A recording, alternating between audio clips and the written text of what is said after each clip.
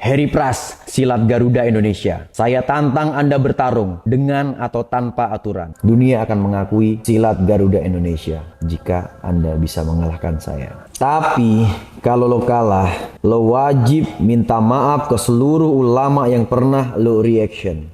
Pesawatnya subhanallah mudun malik. Pilotnya itu bingung. Sedaya niku sing bagian radar, bagian teng pundi niku lah ora mboten paham. Niku do bingung, Pak. Karena apa? Karomah Habib Ahmad bin Abdurrahman As-Saqqaf. Apa ini? Hidup bagaimana nih?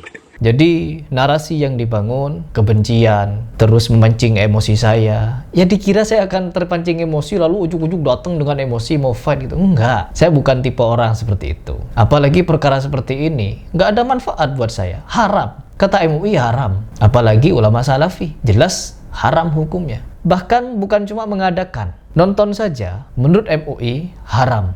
Ketika ada beberapa kalangan gerah dengan video saya teman-teman, pembahasan halu khurafat yang saya bahas Mama Gufron, diganti menjadi air jam-jam. Habib-habib ngibul. Surabaya ini diperhatikan oleh Nabi Muhammad SAW. Yatufu bihada iman sallallahu alaihi wasallam. Rasulullah itu selalu tawaf di Surabaya. Habib-habib nipu umat. Sayyidina Imam Faqihul Muqaddam diceritakan beliau pernah mi'raj, saudara-saudara, bertemu dengan Allah dalam satu hari 70 kali, saudara-saudara. Habib berdusta atas nama Allah. Subhanallah, Pak, saksi ini kata Pak. Pesawat niku mundur, Pak. Niku do bingung, Pak. Karena apa? Karomah Habib Ahmad bin Abdurrahman As-Saqqaf. Ustadz berdusta atas nama ulama. Karena ulama dulu itu sudah paham, ya syu'ara, penyair, ya pemusik. Untuk apa lagi dijelaskan? Karena mereka paham. Yang belum paham itu kita, makanya saya pahamkan. Fenomena ini saya ditantang oleh beberapa oknum ini ya teman-teman. Setelah tantangan Ajir yang sebelah pihak, semuanya sebelah pihak ditantang berantem. Sebelah pihak mereka bikin flyer di publik akan fight di tanggal sekian. Kapan Heri Pras menyetujui? Kapan Heri Pras menandatangani? Kapan Heri Pras mengiyakan? Wong jelas di video saya kalau mereka yang membela ulama kan, kalau seperti Mas Adi itu jelas seluruh, tidak ada klasifikasi dari Mas Adi. Seluruh ulama yang saya bahas mereka bela. Bahkan orang gila yang dianggap kiai sama ketua umum PSHT mungkin mereka akan juga bela. Mama Gufron. Izin kami duduk. Yang saya hormati Kiai Haji Mama Gufron berserta seluruh jajaran pengurus pondok pesantren Unik. Makanya kata Rasulullah, ma faqali inna rahmatan la kalima fi Allah. Nanti makoli itu harus ada makola, betul nggak? Saya tidak tahu alasan apa Ketua Umum PSHT duduk bersebelahan dengan Mama Gufron. Se-Indonesia tahu bahwa Mama Gufron adalah orang gila yang diangkat wali di kalangan NU. Dan saya membahas dia. Dan saya ditantang berantem, ditantang fight. Kalau saya kalah, harus minta maaf kepada seluruh ulama termasuk Gufron. Saya tidak tahu ada gerakan apa di balik ini. Kenapa tiba-tiba masif sekali tantangan kepada Heri Pras. Ente ngikuti Al-Quran tapi nggak ngikuti habaib, ente juga sesat. Goblok. Dan saya pun telah memberikan nasihat kepada orang yang membuat flyer ini, karena beliau saya rasa bisa untuk kita ajak mikir.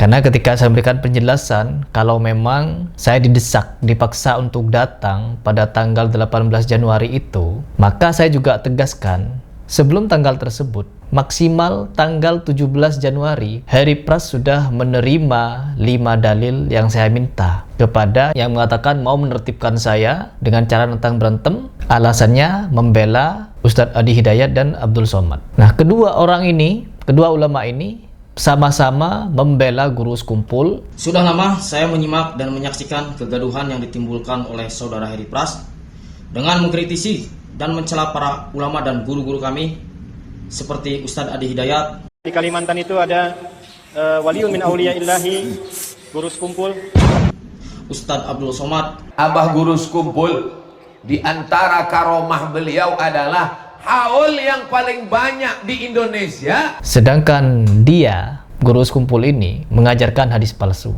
Apabila si wali ini melihat kepada seseorang sekali aja ini melihat mencolok, makanya sesuatu saja orang itu menjadi ahli surga, maka bisa diubah. Hadisnya sahih. Jadi hanya bermodal dilihat wali bisa masuk surga. Dan ini katanya hadis sahih. Orang yang berdusta atas nama Nabi, kata Nabi apa? Persiapkanlah kursimu di neraka. Saya menganggap guru sekumpul berdusta atas nama Nabi SAW. Artinya apa? Saya mendustakan hadis tersebut. Kalau saya mendustakan hadis tersebut, maka saya jatuhnya pada kekafiran. Kalau benar ada dalilnya. Maka dari itu, saya meminta kepada siapapun kalian yang nantang-nantang saya, ingin saya minta maaf kepada ulama-ulama yang dia maksud. Hadirkan pembelaan kepada ulama yang dimaksud dengan cara apa? Paparkan dalil. Bukan dengan cara haram seperti ini, nantang orang berantem, nantang orang ribut, adu pukul-pukulan. Tapi kalau lo kalah, lo wajib minta maaf ke seluruh ulama yang pernah lo reaction.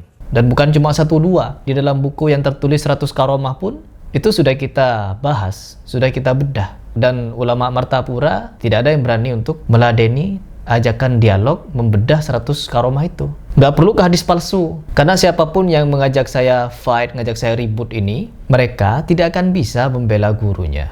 Ya kalaupun bisa, ya monggo tegakkan hujahnya, tegakkan dalilnya. Baru saya akan minta maaf dan menuruti keinginan kalian. Begitu, tapi sebelum tanggal 18. Ini kan tanggal 16, besok. Berarti saya tunggu sampai besok untuk menyetorkan dalil tersebut ke depan saya tentang Ustadz Adi Hidayat, Guru Sekumpul, Habib Bahar, ulama yang mau mereka bela itu. Tapi kalau dalilnya tidak tersedia, ya saya juga tidak punya kewajiban. Toh saya pun juga tidak pernah tanda tangan. Saya tidak menerima secara resmi. Dan kalau saya mau dipaksa menerima, ya saya juga akan memaksa untuk menjawab. Bisa gak menjawab? Ini kan didukung Hanan Ataki, Dery Sulaiman yang nanti akan saya baca komentarnya, Mas Agus, terus siapa lagi? Gus Ajir.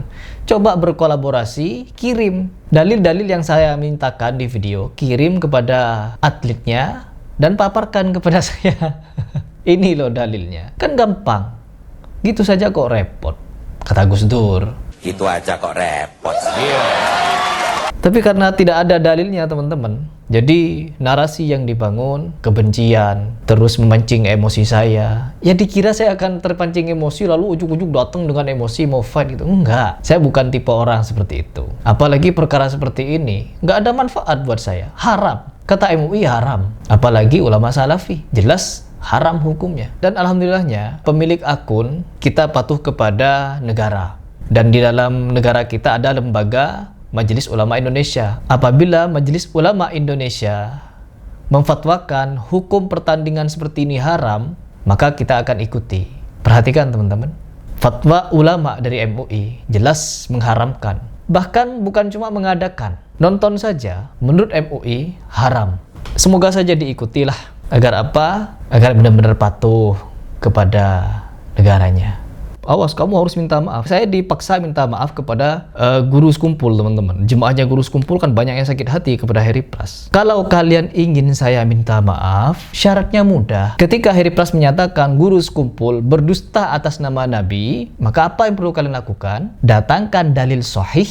Buktikan kalau Heri Pras memfitnah guru sekumpul. Saya bukan hanya minta maaf, saya siap dijebloskan ke penjara apabila saya memang fitnah. Kalau kalian menganggap Heri Pras menghina guru sekumpulnya menghina Nabi. Dengan cara apa? Membawa dalil palsu. Di dalam berkeyakinan, kita dilindungi dan punya hak. Jadi tidak boleh macam-macam. Maksa saya harus minta maaf kalau kalah duel, minta maaf kepada Mama Gufron.